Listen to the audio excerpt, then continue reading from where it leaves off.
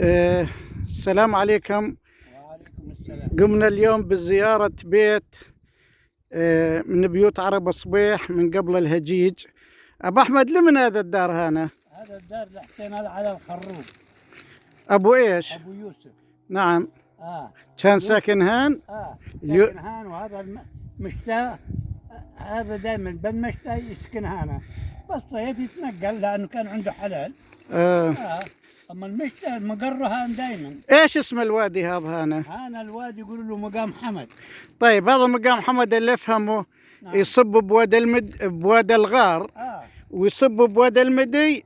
وبوادي البيرة وعلى نهر الأردن.